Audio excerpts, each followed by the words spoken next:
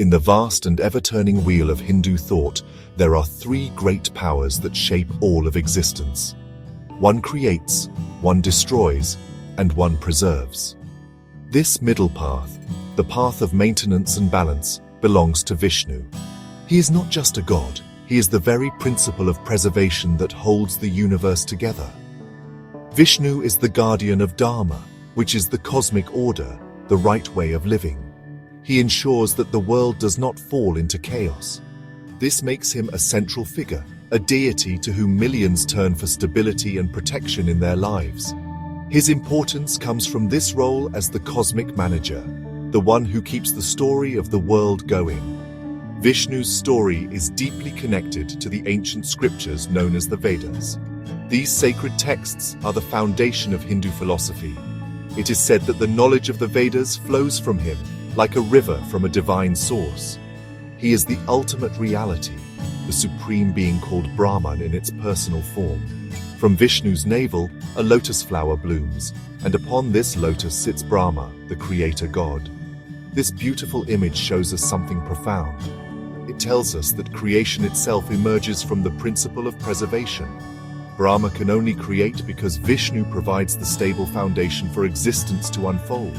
Without Vishnu, there would be no space for creation to happen. The universe, in Hindu cosmology, goes through cycles of creation, existence, and dissolution. Vishnu's role is most critical during the cycle of existence. He is the sustainer, the one who watches over the world and its inhabitants. Think of him as the CEO of the cosmos, ensuring that every department runs smoothly and that the grand project of life continues as it should. He is the force of goodness, kindness, and compassion that counteracts the forces of darkness and disorder. People pray to him not just for personal salvation, but for the well-being of the entire world, for peace and for righteousness to prevail over evil. His nature is often described as gentle, calm, and infinitely wise. While other deities might display fierce anger or passionate energy, Vishnu is the picture of tranquility. He rests upon the great serpent, Ananta Shesha, who floats on the cosmic ocean of milk. This image is not one of inaction, but of serene watchfulness. He is aware of everything that happens in the universe from his peaceful abode. This gentle disposition makes him approachable and deeply loved. He is the benevolent king of the gods, the one who listens patiently to the pleas of humans and devas alike, always ready to intervene with wisdom and grace. The world is not always a peaceful place. Sometimes, adharma, or chaos and unrighteousness, grows too strong. Evil kings, powerful demons, or great arrogance can threaten to destroy the balance of the world. When such a crisis arises, when the goodness in the world is endangered, Vishnu acts. He does not sit idly by. He descends from his divine realm to the mortal world to set things right. This act of descending is called an avatar. An avatar is not just a messenger or a prophet. It is Vishnu himself, taking a physical form to directly participate in the drama of life on Earth and restore order. Each time Vishnu comes to Earth, he takes a different form suited for the specific problem at hand. He does not always appear as a mighty king or a powerful warrior. His avatars can be anything, from an animal to a simple man. For example, when a great flood threatened to wipe out all life, he came as a giant fish, Matsya, to guide the ship of humanity to safety. When a tyrannical king named Hiranyakashipu could not be killed by man or beast, Vishnu appeared as Narasimha, a unique being who was half man and half lion, to defeat him. This shows his incredible adaptability and his deep understanding of the universe's complex rules. The concept of the Dashavatara, or the 10 primary avatars of Vishnu, is a popular way to understand his interventions in history. These 10 forms trace a symbolic evolution of life and consciousness. They begin with aquatic life, Matsya the fish, move to amphibious life, Kurma the tortoise, then to land animals, Varaha the boar, and then to more complex beings. He came as Vamana, a dwarf Brahmin, to humble a proud king, and as Parashurama, a fierce axe-wielding sage, to challenge a corrupt warrior class. Each avatar has a unique story, a unique purpose, and teaches a valuable lesson about Dharma. The most beloved of his avatars are Rama and Krishna. As Rama, the prince of Ayodhya, he was the embodiment of righteousness and duty, the ideal man. His story, The Ramayana teaches us about sacrifice, loyalty, and the victory of good over evil. As Krishna, he was a playful child, a divine lover, and a wise philosopher who delivered the profound teachings of the Bhagavad Gita on the battlefield of Kurukshetra. Through these human forms, Vishnu connected with humanity on a personal level, showing that divinity can walk among us, sharing our joys and sorrows while guiding us toward a higher truth. When we see pictures or statues of Vishnu, we see a figure of divine majesty and deep symbolism. He is typically shown with 4 arms, which represent his omnipresence and omnipotence.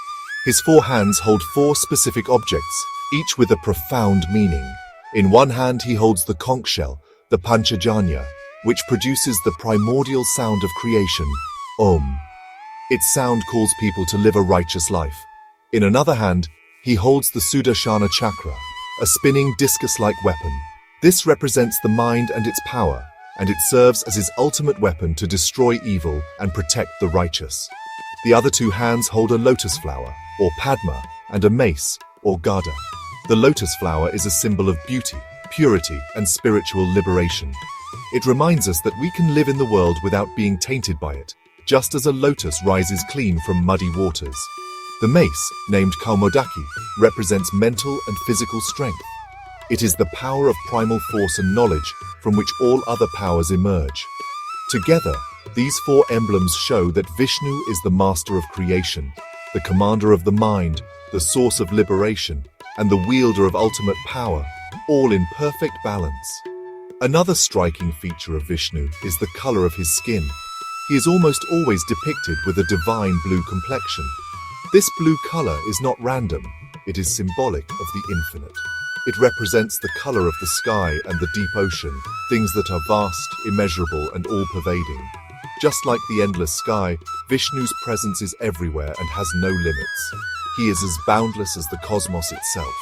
He is usually dressed in royal yellow garments, symbolizing his connection to the Vedas and his authority over the laws of the universe. He wears a magnificent crown and beautiful jewelry, signifying his status as the supreme sovereign. This majestic form distinguishes him from other deities. For example, Shiva is often depicted as an ascetic, covered in ash and living in the mountains, representing detachment and destruction. Brahma is shown as a scholar and creator, busy with the act of bringing things into being. Vishnu, however, is the royal protector. His appearance is one of serene authority and compassionate kingship. He is the god who engages with the world, not from a distance, but as a loving guardian who is always present, always watchful, and always ready to uphold the cosmic harmony with his boundless power and grace. The stories of Vishnu are not just tales of the past, they contain a promise for the future. Hindus believe that we are currently living in the Kali Yuga, an age of darkness and conflict where Dharma is at its weakest. It is an era marked by greed, hypocrisy, and a decline in spiritual values. The world is filled with strife, and righteousness is hard to find. It is during such a time that the hope for divine intervention becomes strongest.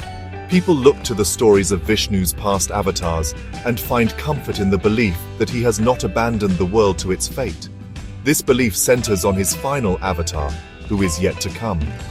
It is foretold in scriptures like the Puranas that at the very end of the Kali Yuga, when the world is drowning in corruption and chaos, Vishnu will descend one last time. He will appear as Kalki, a mighty warrior riding a white horse and wielding a blazing sword. This form is not gentle like Rama or playful like Krishna.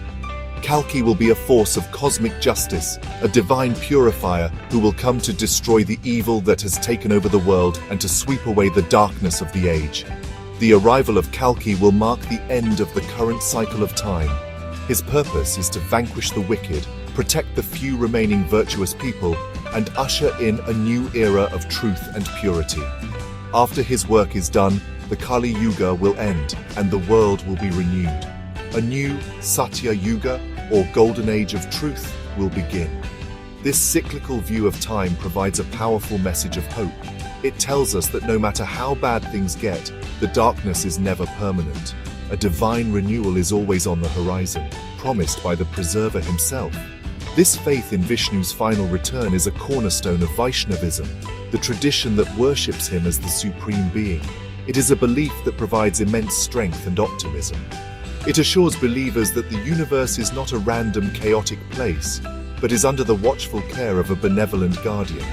The story of Vishnu is a continuous one, stretching from the dawn of creation to its eventual renewal. He is the eternal protector, the cosmic guardian of balance, who has come before, is present now in spirit, and will surely come again when he is needed most.